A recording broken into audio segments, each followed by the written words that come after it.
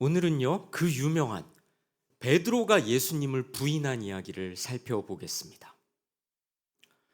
예수님께서 십자가에 달리시기 전에 체포를 당하시죠. 체포를 당하셔서 십자가 형장까지, 물론 중간에 체포당하셔서 법정을 거쳐서 이제 십자가형을 당하시는 거 아닙니까? 체포를 당하십니다. 그래서 먼저 대제사장의 집으로 끌려갑니다. 관저라고 하면 조금 더 좋은 표현이겠네요. 지금도 저기 삼청동 가면 총리의 관저가 이렇게 있죠. 뭐 비슷한 것 같습니다. 대제사장의 관저로 예수님이 끌려가십니다. 예수님이 체포당하시는 현장에서 제자들은 모두 달아났죠. 나 살려라 하고 스승은 내팽겨둔 채 모두 달아났습니다. 그리고 두 사람만이 예수님을 따라갔습니다. 말씀으로 함께 읽습니다. 시몬 베드로와 또 다른 제자 한 사람이 예수를 따르니 이 제자는 대제사장과 아는 사람이라 예수와 함께 대제사장의 집들에 들어가고, 제자들이 모두 달아난 와중에도 두 명의 제자는 예수님을 따라갔습니다. 한 명은 베드로고요. 또 한 명은 실명을 밝히진 않는데요. 그죠? 대제사장과 아는 사람이라고 합니다. 그러니 아는 사람이니까 체포된 예수님과 함께 대제사장의 집에 들어갈 수 있었겠죠. 대부분의 학자들은 이 제자가 요한일 거다 이렇게 봅니다. 베드로와 요한, 이 두 명의 제자는 체포된 예수님을 그래도 따라갔던 거죠. 그런데요, 요한은 대제사장하고 아는 사이라 대제사장 집에 들어갈 수 있었는데 이 베드로는 그렇지 않잖아요. 들어갈 수가 없었죠. 게다가요, 예수님이 체포당하실 때 베드로가 무슨 일을 저질렀습니까? 무슨 짓을 저질렀죠, 베드로가? 칼을 빼서 대제사장의 종을 다치게 했죠. 오른쪽 귀를 베어버렸잖아요. 그 종의 이름이 뭐였나요? 예. 제가 못 맞추실 줄 알고 이 원고에 써놨어요. 설교 원고에. 이봐, 성경 퀴즈 대회 때 읽었다면서 다 까먹었어. 이렇게 제가 원고에 써놓고 이제 하려고 딱 타이밍 보고 있었는데 말고를 맞추셨네요. 네, 성경 퀴즈 대회를 한 그 의미가 있네요. 그렇습니다. 대제사장의 종을 다치게 했으니 대제사장의 집에 들어갈 용기는 더욱 나지 않았겠죠. 게다가 어찌저찌 여기까지 따라오긴 했는데 자칫 집안에까지 들어갔다가 예수님과 한패라는 게 밝혀지면 자기도 위험해질 거라고 생각했겠죠. 베드로는 어정쩡한 상태로 서 있었을 겁니다. 말씀으로 함께 확인하겠습니다. 함께 읽습니다. 베드로는 문 밖에 서 있는지라 대제사장을 아는 그 다른 제자가 나가서 문 지키는 여자에게 말하여 베드로를 데리고 들어오니, 네, 대제사장하고 안면이 없으니 베드로는 집 안에 들어갈 수가 없었습니다. 뻘쭘하게 서 있었을 겁니다. 그런데요, 다른 제자, 대제사장하고 아는 사이죠. 그 제자가 문지기 여자한테 말합니다. 이 사람 내 지인입니다. 좀 들어가게 해주소. 아마 이랬겠죠. 베드로를 데리고 집 안에 들어갑니다. 자, 그런데요, 여기서 사달이 납니다. 이어지는 말씀 함께 읽습니다. 문 지키는 여종이 베드로에게 말하되 너도 이 사람의 제자 중 하나가 아니냐 하니 그가 말하되 나는 아니라 하고, 그렇습니다. 베드로가 우려하던 일이 벌어지고 말았습니다. 문 지키는 여종이 베드로에게 말합니다. 너도 예수의 제자 중 하나 아니냐? 베드로는 아니라고 부인하죠. 자, 여러분, 베드로의 이 부인을 어떻게 생각하십니까? 베드로 저 사람 어떻게 저럴 수가 있어? 이렇게 생각하십니까? 네, 아쉬운 게 사실입니다. 베드로는요, 주님을 위해서 목숨을 버리겠습니다 일전에 이렇게 맹세했던 사람이었습니다. 게다가요, 문 지키는 여종이 물어본 건 그저 신분을 확인하기 위한 절차였을 수도 있습니다. 하는 일이 문 지키는 일이니 들어오는 사람의 신분을 확인하는 건 어쩌면 당연한 일이었죠. 그렇게 적대적이거나 위협적으로 물어본 게 아닐 겁니다. 게다가요, 문 지키는 여종이라면 굉장히 하층민이었습니다. 베드로에게 그다지 위협적인 존재가 아니었죠. 뭐 이렇게 유대교의 어떤 지도자, 뭐 제사장급 아니면 로마 군병 이런 사람이 너도 한패지 이러면 좀 이렇게 무서울 법도 한데, 아니 뭐 저 신분이 사실 높지 않은 문 지키는 여종이, 게다가 저 때는 이제 여성은 사실 사회적으로 상당히 이렇게 대우를 못 받던 시절인데 문 지키는 여종이 당신도 한패죠? 이런다고 해서 그렇게 겁을 먹을 일이 아니었는데, 그럼에도 베드로는 어처구니 없이 쉽사리 주님을 부인해 버립니다.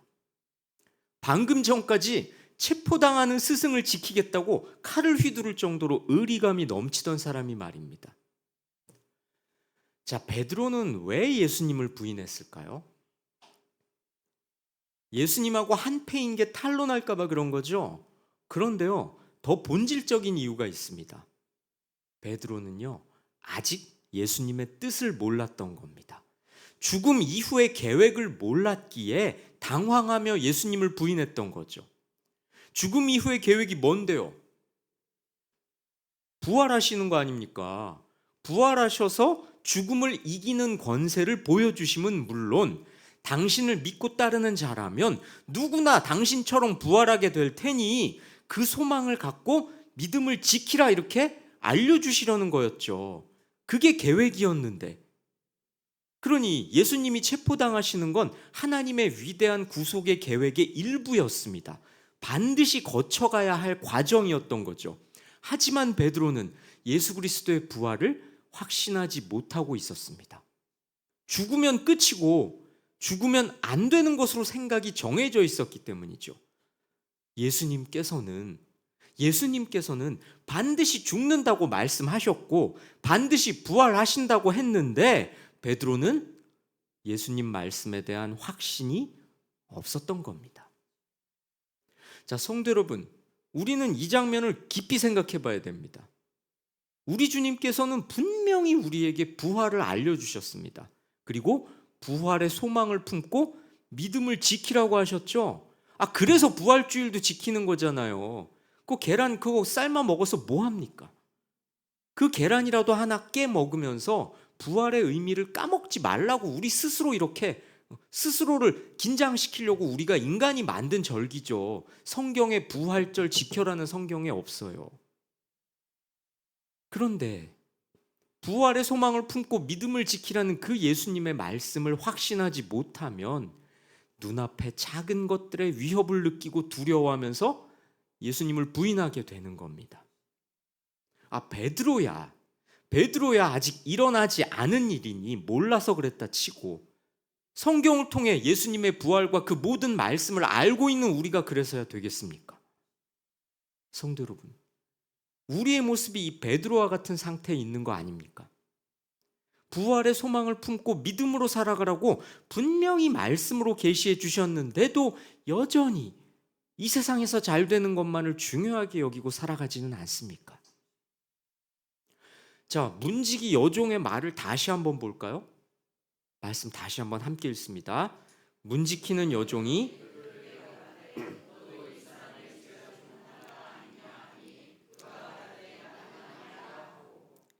이 여종은요, 이미 베드로의 정체를 알고 있었을 것 같습니다. 요한을 통과시켜 줬으니 요한과 함께 온 베드로가 한패라는 건 쉽게 짐작할 수 있는 일이죠. 그러니 이 여종은 베드로의 부인을 예상했을 겁니다. 너도 이 사람의 제자 중 하나가 아니냐? 이렇게 묻는 여종의 마음에는 너 아니라고 할 거지? 이런 짐작이 깔려 있었을 겁니다. 그리고요, 이 표현은요, 굉장히 경멸적인 말투입니다. 이렇게 낮추는, 깔보는 말투라는 거죠. 자, 그래서 뭐가 문제라고요?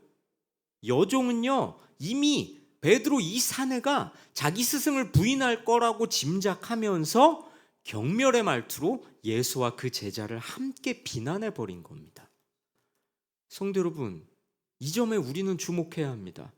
지금도요, 세상이 우리 믿는 성도를 향해 경멸하는 시선을 보내기 일쑤라는 겁니다. 당신들 말도 안 되는 생각, 괴상한 가치관에 사로잡혀 있는 자들 아니냐 이런 거죠. 그러면서 한편으로는 이 여종이 그랬던 것처럼 우리를 향해 이런 마음을 품고 있을 겁니다. 당신들 보통 때는 믿음 좋은 것처럼 행세하다가 자기 사업이 잘 되고 자녀가 좋은 대학 들어가고 내가 좋은 어떤 출세길에 오르면 그때는 믿음 좋은 것처럼 행세하다가 조금만 위기가 닥치면 언제 그랬냐는 듯이 믿음을 놓아버릴 거잖아. 당신들이 믿는 그 하나님, 그 예수님 다 부인할 거잖아. 안 그래? 이렇게 조롱과 냉소의 시선을 우리에게 보내고 있다는 겁니다. 지나친 생각 아니냐고요? 아닙니다. 우리가 제대로 신앙생활 하고 있다면 세상 사람들한테 곱지 않은 시선을 받는 건 당연한 겁니다. 그리고요, 우리를 향해 냉소적인 시선을 보내는 세상을 향해서 당신들의 생각이 틀렸음을 우리는 실제 행동으로 보여줘야 하는 겁니다. 그러지 못하고 말로만 믿음 좋다고 하고 있으니 세상도 우리의 믿음을 인정하지 않고 있는 거죠. 말로만 우리 예수 잘 믿는다, 말로만 우리 하나님 하면서 말로만 찬양하고 있으니 세상도 우리가 찬양하는 하나님을 인정하지 않는 거죠. 우리를 인정하지 않는 건 뭐 말할 것도 없고요. 성도 여러분, 불신 세상은요, 우리를 통해 하나님을 보게 됩니다. 그러니 우리가 하나님을, 복음을 드러내고 보여주고 알려주는 통로가 되는 것이죠. 우리가 전도의 도구가 되어야 하는 겁니다. 세상이 우리를 향해 당신들 예수 부인할 거잖아, 이렇게 조롱하지 않게끔 말이죠. 자, 다시 본문으로 돌아와서요, 문지기 여종을 통과한 베드로 이제 어떻게 할까요? 말씀 함께 있습니다. 그때가 추운 고로 종과 아랫사람들이 불을 피우고 서서 쬐니 베드로도 함께 서서 쬐더라. 여러분, 이 장면도요, 가볍게 넘길 게 아닙니다. 위기를 넘긴 베드로 다른 사람들과 함께 불을 쬐입니다. 어떤가요? 좀 초라하고 궁색해 보이지 않습니까? 그렇습니다. 우리 주님께서는 모든 믿는 자들을 십자가의 길로 부르셨고 그러기 위해서 당신이 먼저 본을 보이셨죠. 그런데 그 주님의 뜻을 이 베드로처럼 알지 못하면 이렇게 따뜻하고 안전이 보장된 자리로 도피하게 되는 거죠. 성도 여러분, 세상과 함께 따뜻하게 불을 쬐며 사시겠습니까? 예수님이 앞서가며 열어주신 십자가의 삶을 사시겠습니까? 자, 끌려가신 예수님은 이제 신문을 당하십니다. 함께 있습니다. 대제사장이 예수에게 그의 제자들과 그의 교훈에 대하여 물으니, 대제사장이요, 예수님의 제자들에 대해 또 예수님이 가르쳐온 교훈에 대해 추궁을 합니다. 왜요? 몰라서 물었을까요? 아니죠. 정치적인 혐의를 찾으려고 그러는 거죠. 예수님을 재판에 넘길 구실을 찾으려는 겁니다. 그런데요, 다 알고 있으니 잡아온 거 아닙니까? 다 알면서도, 그러면서도 새삼스레 묻는 건 법정에서 쓸 증거를 확보하려고 하는 거죠.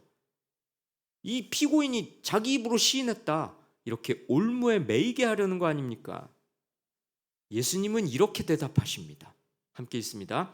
예수께서 대답하시되 내가 드러내놓고 세상에 말하였노라. 모든 유대인들이 모이는 회당과 성전에서 항상 가르쳤고 은밀하게는 아무것도 말하지 아니하였거늘 어찌하여 내게 묻느냐? 내가 무슨 말을 하였는지 들은 자들에게 물어보라. 그들이 내가 하던 말을 아느니라.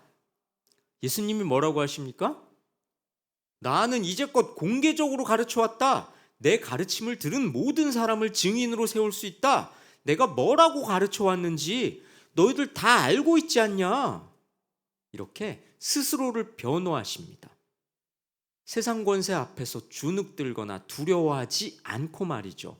궁색하게 변명하지 않으시고 위기를 벗어나려고 말을 만들어내지도 않으십니다. 십자가의 길을 스스로 걸어가시려는 거죠. 자, 그런데요, 여기서 돌발 상황이 벌어집니다. 말씀 함께 있습니다. 이 말씀을 하심에 곁에 섰던 아랫사람 하나가 손으로 예수를 쳐 이르되 내가 대제사장에게 이같이 대답하느냐 하니, 갑자기요 제사장의 아랫사람 하인이죠. 이 하인이 이자가 예수님께 폭력을 휘두릅니다. 왜 이러는 걸까요? 대제사장의 신문이 정당한지, 신문 받는 예수님이 정말 죄인인지 아닌지는 생각하지도 않고 말입니다. 왜 이러는 겁니까, 이 친구? 이자는요 그저 자기가 모시는 사람한테 충성스러운 일꾼으로 보이고 싶었던 겁니다. 어이없는 장면이죠. 여러분, 저는 이 구절이 여기 이렇게 딱 박혀 있다는 표현은 좀 저급한데, 어쨌든 여기 딱 들어있는 게 너무 우리 인간의 민낯을 보게 하는 것 같아서 이렇게 마음이 무거워지고 또 성경을 더 사모하게 되는 것 같아요. 너희들이 이러고 있지 않느냐는 겁니다. 사실 이 구절 빼내도 내용 진행에 별 아무런 지장이 없거든요.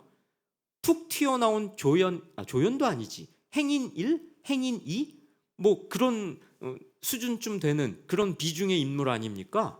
그런데 자기 상사한테, 대제사장 그 리더십한테 인정받겠다고, 칭찬받겠다고 느닷없이 아직 유죄인지 밝혀지지도 않은 예수를 그냥 때리는 겁니다. 성도 여러분, 우리에게 이런 모습이 있지는 않습니까? 돈과 권세가 있는 자에게 충성하느라 예수님의 뺨을 치고 있지 않냐는 거죠. 예수 안 믿는 세상 사람들은 다 이런 충성들을 하고 있는 겁니다. 하나님께 해야 할 충성을 월급 주는 상사에게, 돈 주는 고객에게 하고 있는 거죠.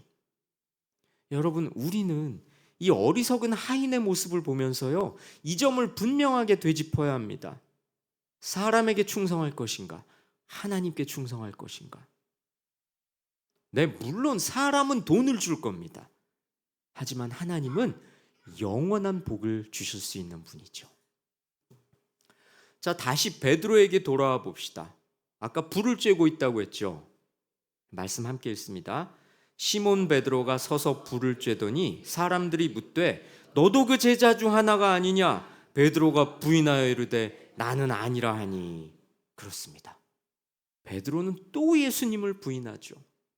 이번에는 여러 사람들이 물었습니다. 그도 그럴 것이, 낯선 자가 갑자기 자기들 틈에서 불을 쬐고 있으니 수상하지 않았겠습니까? 게다가요 이미 예수님의 제자라는 걸, 아니 최소한 관련자라는 것 정도는 사람들이 알고 있었을 겁니다. 예수님이 오죽 유명했어야 말이죠. 베드로는 또 당황해서 예수님을 부인했을 겁니다. 안타까운 장면이죠. 하지만 이번에도 베드로는 위기를 넘기는 것 같네요. 그런데 여기서 끝이 아닙니다. 말씀 함께 있습니다. 대제사장의 종 하나는 베드로에게 귀를 잘린 사람의 친척이라 이르되 내가 그 사람과 함께 동산에 있는 것을 내가 보지 아니하였느냐? 이에 베드로가 또 부인하니 곧 닭이 울더라. 곤경에 처한 베드로를 더욱더 당황하게 만든 건요, 베드로가 좀 전에 귀를 잘라버린 말고의 친척인 자가 나타난 겁니다. 아이고, 얄궂기도 하죠. 여기서 하필 또 왜 나타나요? 당신이 그 예수와 함께 동산에 있는 걸 내가 봤다. 어떤가요? 속된 말로 빼도 박도 못하는 난감한 상황인 거죠. 베드로한테 귀를 잘린 자의 친척이니 적대감이 컸을 겁니다. 그런 자가 갑자기 지적을 하니 베드로로서는 몹시 당황스러웠겠죠.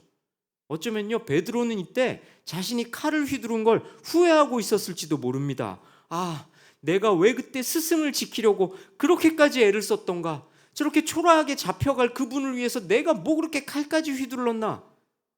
좀 더 나가서요, 아, 내가 왜 그렇게 신앙이 그렇게 뜨거웠던가, 이렇게까지 생각했을지도 모릅니다.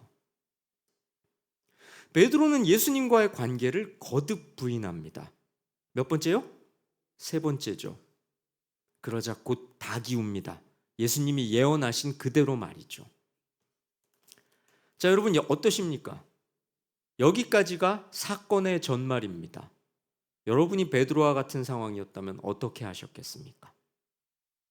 여러분, 여기서요 우리는 이 점을 생각해 봐야 합니다. 이 얘기는 너무나 유명해요. 뭐 안 믿는 그런 불신자 분들도 이 얘기는 알고 있는 것 같더라고요. 최근에 제가 어떤 영화를 봤는데 이제 코미디 영화입니다. 이렇게 막 바보 같은 짓, 바보라는 단어도 좀 조심해야죠. 모자란 행동하고 또 그러면서 막 폭력도 쓰고 이렇게 우스꽝스럽게 하는 그런 목사와 타종교의 성직자와 무속인이 세 사람이 힘을 합쳐서 악을 무찌르는, 여기까지만 들어도 우스꽝스러우시죠? 그래서 제목이 목응인데 뭐 이걸 제가 이 자리에서 밝히면 안 될 것 같고, 그런 영화가 있어요. 목사와 타종교 성직자와 무속인이 힘을 합쳐 문제를 해결하는. 근데 그 목사님이 아닌 거죠. 이제 어둠의 세계에 종사하는 주먹 쓰는 사람인데 목사 행세를 하면서 위기를 모면하는 장면인데, 어디서 들은 건 있으니까 설교를 하는 겁니다. 그러면서 두 사람을 이제 비난해요. 베드로와 가룟 유다를 비난하는데, 신앙을 갖고 있지 않은 사람인데 그렇게 베드로 이야기를 술술 해요. 3번 부인해? 지스승을? 뭐 이러면서 의리 없게 말이야. 왜 주먹 쓰시는 분들은 또 의리가 중요하지 않습니까? 자, 이렇게 유명한 이 이야기인데요. 여러분들 좀 깊이 생각해 보시면 더 영적인 유익이 있을 것 같아요. 베드로가 비록 예수님을 부인했지만요, 만약에 많은 사람들이 있는 공개적인 장소였다면 달랐을 수도 있다는 겁니다.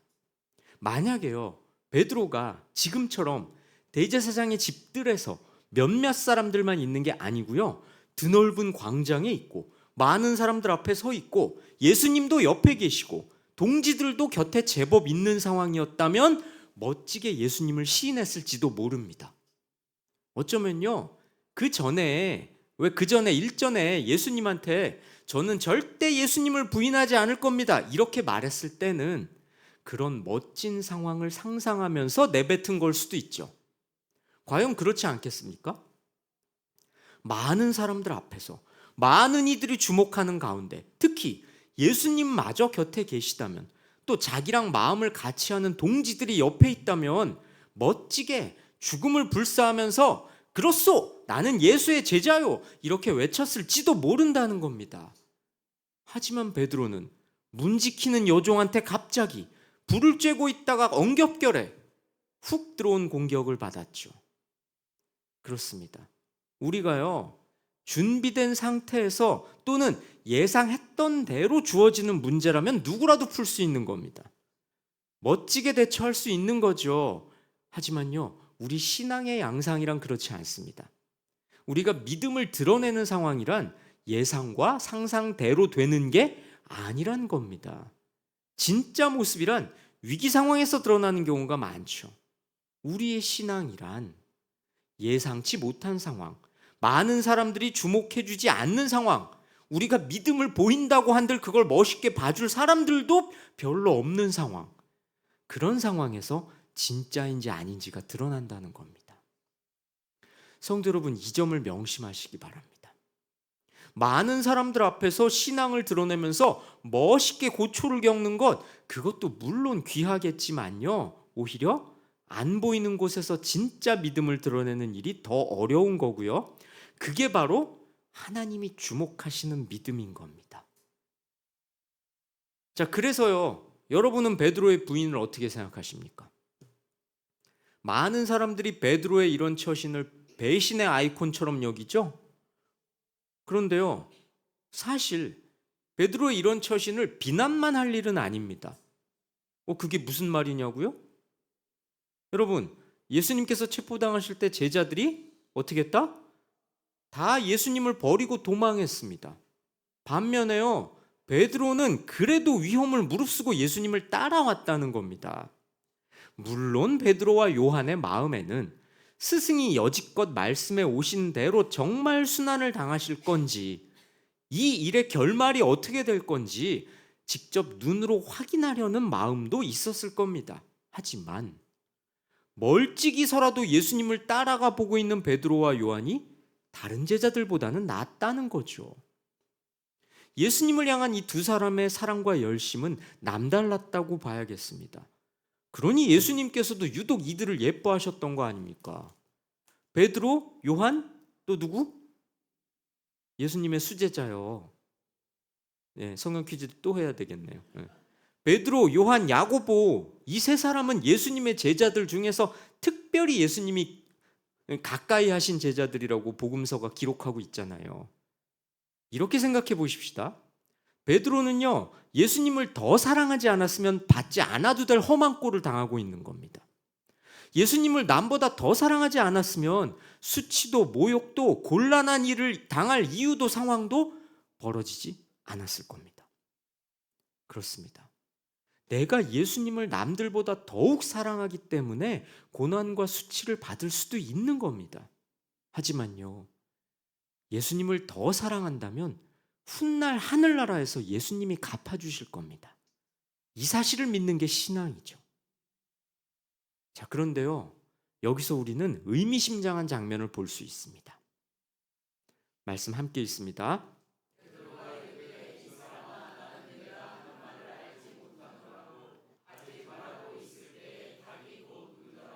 주께서 돌이켜 베드로를 보시니 베드로가 주의 말씀 곧 오늘 다 굴기 전에 내가 3번 나를 부인하리라 하심이 생각나서.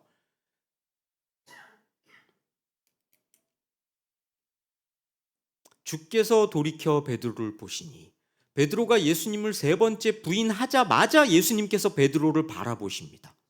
예수님의 눈길의 의미가 뭘까요? 책망? 원망? 섭섭함의 눈길은 아닙니다. 예수님께서 일전에 이렇게 말씀하신 적이 있거든요. 함께 읽습니다. 시몬아 시몬아 너는 돌이킨 후에 내 형제를 굳게 하라. 너는 돌이킨 후에 내 형제를 굳게 하라. 이 일이 있고 난 후에 네가 정신을 차리고 사도가 되면 형제들의 믿음을 굳게 하는 일에 죽도록 헌신해라. 이런 의미로 베드로를 쳐다보신 거죠. 그 전에 하셨던 명령을 다시 한번 베드로에게 촉구하신 겁니다. 어떤가요? 원망의 눈길이 아니라 사랑의 시선이죠. 그렇습니다. 우리가 베드로의 부인에서 생각해야 할 건요, 베드로의 연약함, 어쩔 수 없는 인간의 비겁함, 여기에 중점을 둘 게 아니고요, 예수님이 베드로에게 하셨던 명령, 그리고 그 명령에 끝까지 충실했던 베드로의 이후 행적이죠. 베드로는요, 자신의 과오에 붙들린 사람이 아니었습니다. 희생과 헌신의 사도가 됨으로써 자신의 부끄러운 과거를 청산했죠. 성도 여러분, 우리는 어떻습니까? 혹시 부끄러운 과오가 있더라도요, 그것에 연연하지 말고 붙들려 있지 말고 주님이 기뻐하시는 헌신의 삶을 살아야 합니다.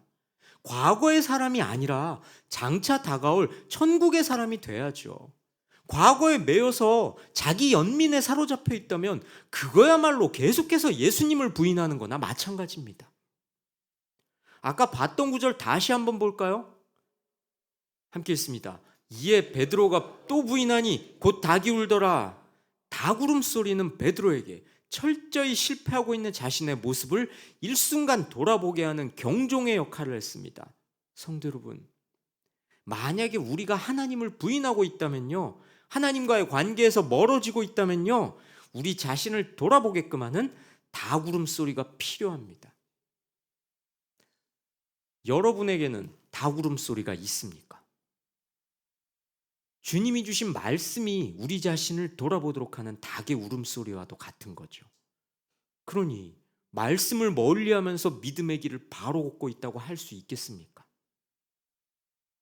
오늘 말씀을 가슴에 새기셔서 과거의 매인자가 아니라 맞이할 하나님 나라를 소망하며 그 나라를 차지하려 드는 씩씩한 믿음의 사람으로 살아가시길 주님의 이름으로 권면하고 축원합니다. 찬양하십시다.